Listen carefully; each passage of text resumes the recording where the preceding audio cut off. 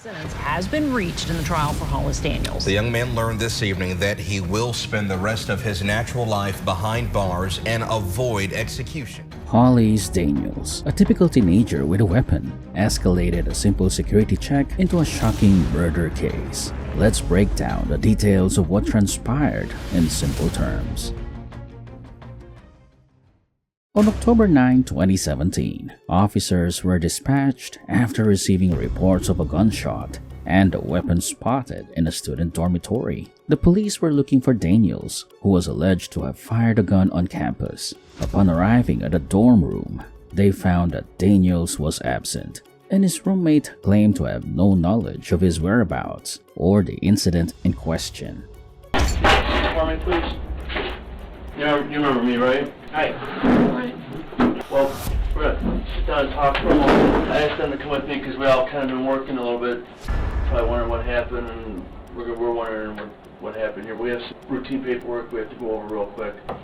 The officers decided to search the room more carefully, uncovering a hidden CO2 revolver in the process. To their surprise, they also discovered drugs and related paraphernalia. As they continued to inspect the room, Hollis suddenly appeared, prompting further inquiries into his connections to the situation and the items they had just found, adding another layer of complexity to the investigation. What do you remember? Everything except... Have you taken any illegal narcotics yesterday? No. Don't do drugs. You have not had any illegal drug symptoms? You were at home all night yesterday? After you ate dinner, did you have this opportunity to say goodbye to Kevin? I was at the computer desk. You're at the computer desk? No, I went to the living room also because, I was in the living room, I was in the kitchen, and I was in the... 911, what is your emergency? What is going on? Hello? My mom with a knife. Who has a knife? My sister. Where is your sister? Quick! Well, I got everyone coming to you, honey. Where is your sister? The first responders informed him of their reason for visiting Daniel's dorm. They shared what they discovered during their search, including a concealed CO2 revolver and various drugs and paraphernalia, which highlighted the seriousness of the situation and the implications for everyone involved. What do you think happened to your hands? I don't know. Remember what you were doing prior to getting to the ambulance? No. In Lisa's room? Getting meds. For my headache. That's why I don't get it. I don't. She's usually up and down. I think around. Who's upstairs sleeping? Yeah, we're both upstairs in our rooms. We're in separate rooms. According to the teenage suspect, the whole shootout was nothing more than a major misunderstanding. He maintained that the circumstances surrounding the incident were misinterpreted, asserting that there was no genuine threat or malicious intent involved in the events that unfolded that day. James more the one that helps me out because this is Megan to deal with. Megan has mental instabilities herself, so we made agreements a long time ago that if I need anything, I could go to Kevin. And if it was major that she needed to be involved in, then he would ask, but not to be concerned about small things because it's already stressing her out. She's never seemed to like me, and she's been wanting me out of the house. Now, here's the body cam video of his encounter with the police from the day prior to the shooting. This footage offers a glimpse into the situation and his interactions with the officers, potentially providing context for the claims he made regarding the misunderstanding. Maybe you didn't understand. That's what we're talking to you about. You should have told me I did it. That's why we need you to concentrate and think about what happened. What's gonna happen to him? I'm gonna Kevin.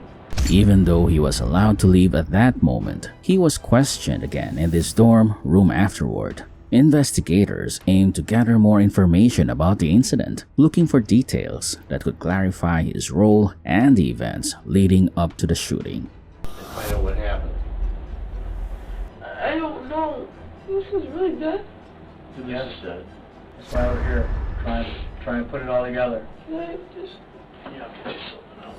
As Officer Floyd East Jr. escorted Daniels away, he had no idea that this would be his final arrest. Meanwhile, his partner, Corporal Tyler Snelson, attempted to search the area following the tragic incident, but Hollis was nowhere to be located, adding to the uncertainty.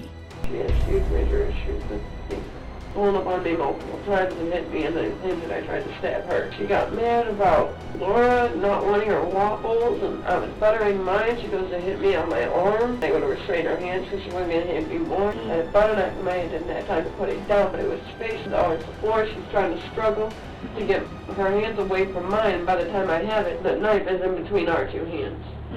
Following a search that lasted 90 minutes, the teenager was found at Citibank. When arrested again, he promptly admitted to his wrongdoing. While in custody, he openly discussed the situation with his family, revealing his feelings about the incident and the repercussions of his actions. In a recent update regarding his trial, it was reported that Daniels pleaded guilty in 2023 to the capital murder of a police officer. Nevertheless, the officer's family criticized his apologies, claiming they were insincere and simply a performance rather than genuine remorse for his actions. Over the course of 2 weeks, the trial included testimonies from witnesses representing both sides. These insights revealed details about Daniel's upbringing and mental health issues. His childhood was marked by financial struggles and inadequate parental supervision, factors that may have contributed to his unfortunate decisions. Daniel's robbery victims were called to testify, describing how he used a weapon to demand intoxication pills from them. Their accounts highlighted that Daniels was willing to resort to violence to obtain what he wanted, showing a clear determination to get drugs at any cost. Reports indicated that people spoke about his drug use. When combined with his criminal activities, it creates a pattern. He was deeply involved in crime and substance abuse. This clearly illustrates the challenges and lifestyle he experienced prior to the shooting incident. Following 3 days of intense deliberation, the jurors decided that Daniels would spend the remainder of his life in prison. This conclusion underscored the seriousness of his crimes and the consequences he would face for his actions throughout a trial. And after more than 2.5 weeks of testimony and multiple people taking the stand, it took jury members 20 hours of deliberations. A sentence has been reached in the trial for Hollis Daniels. The young man learned this evening that he will spend the rest of his natural life behind bars and avoid execution. KLBK's Jaxie Pigeon has been covering this capital murder trial since the beginning. Jaxie, definitely a feeling of relief from at least one side tonight. To the Lubbock and to the El Paso community, from the entire family and I, we say thank you for 5 long years of your support and your love. Daniel's parents holding hands and in tears that their son would live. For Daniels, this meant dealing with the repercussions of his actions behind bars. For those affected, it highlighted how life choices can lead to unforeseen consequences and underscored the crucial importance of taking responsibility for one's actions and their effects on others. If you appreciated what you watched, don't forget to hit the like button, share it with your friends, and subscribe for more content. Also, turn on notifications to stay updated and catch our upcoming videos.